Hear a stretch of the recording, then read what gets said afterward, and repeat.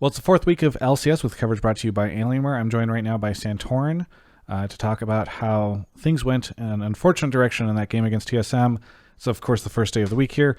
So, Santorin, there were a lot of people, I think, who thought that TL had that in the bag. What ended up having things turn in such a rough direction? Well, everyone, including ourselves, thought we had it in the bag. Basically, throughout the entire game, mistake after mistake after mistake, we're still like, oh, we still win every fight. Like, as long as we play as five, we're gonna win, that kind of stuff. I mean, we basically just like, it's just like mistake out mistake just piling up. Actually, an absurd amount of mistakes. For example, first dragon, like, I shouldn't have leashed it because Shin is about to hit 6. Then we start getting called. Then we get Herald. I Herald top. I die for no reason because I use my ult. And then just like keeps knowing tactical gets called. Then people like we're chasing them. Jensen gets engaged on. Like it's way too many mistakes. And it's not really.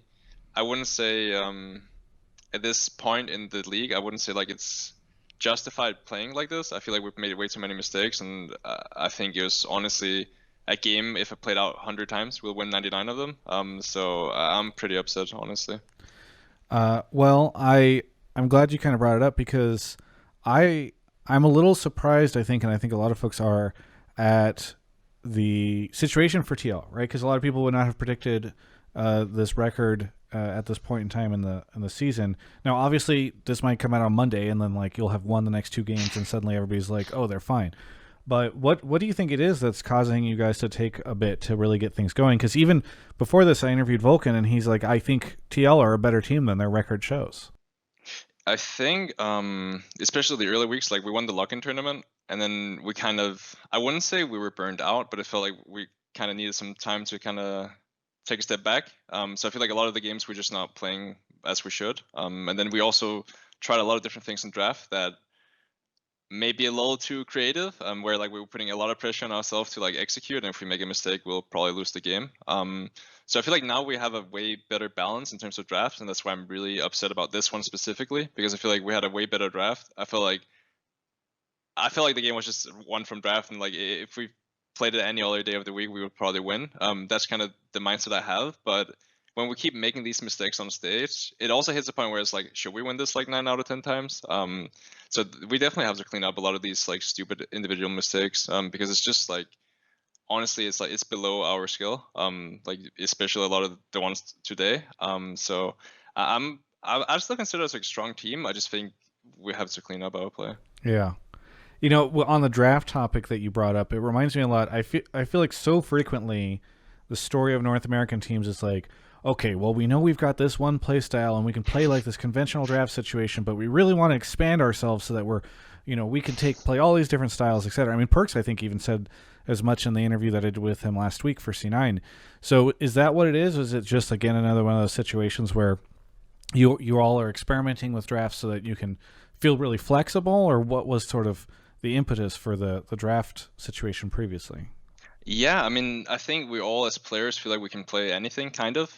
So that also comes to a lot of different draft scenarios.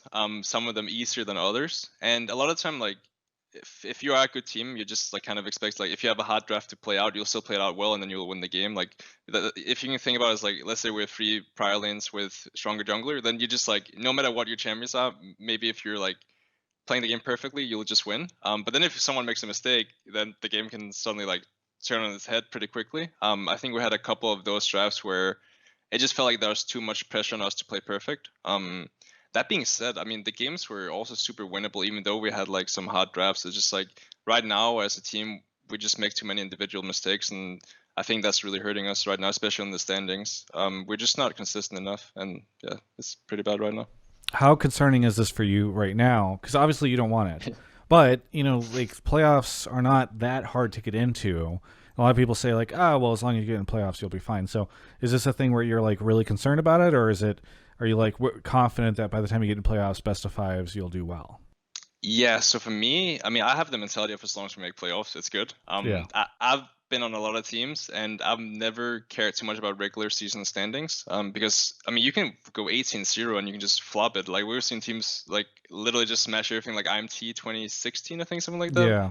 And they're just destroying everyone. And then when playoffs hits, like they just fell short. So I'd way prefer having it the other way around, where we're experimenting a lot in regular season, we're making stupid mistakes, and then hopefully by playoffs we'll be a lot stronger as a team. But as I said, like there's just so many stupid mistakes that I can't really justify. Because it's just like mistakes that you wouldn't make like if you're playing well as individuals. So it's mistakes that it's hard to point out because I don't feel like I'm learning much from these games, you know? Yeah. Usually you like to learn something, but for example, this game is like, well, let's learn to make less mistakes. Right. Yes. Yeah. Everyone just play better.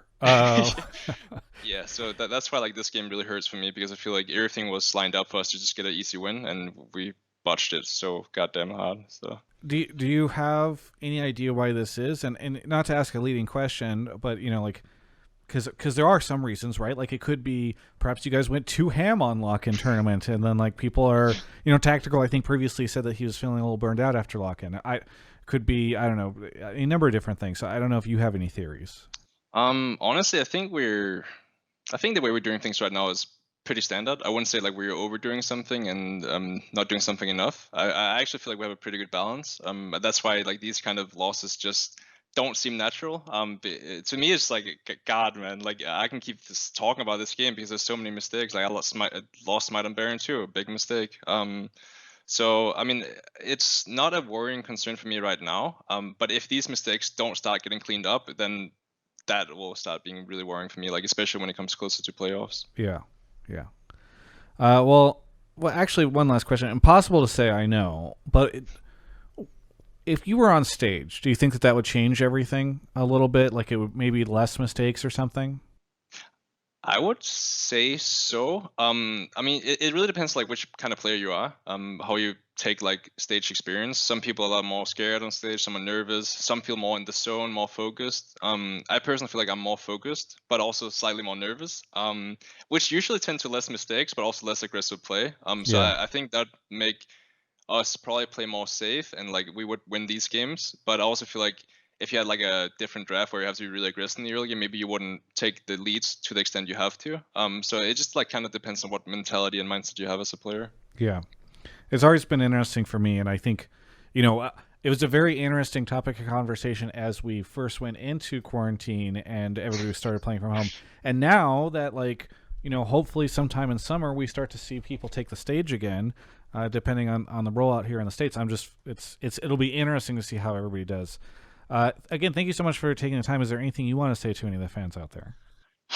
Yeah, I'd like to apologize. This is not like this is just not good enough, and I know as fans this must feel, especially this one's got to feel really really painful, just as much as it does for us as players. It's an easy win.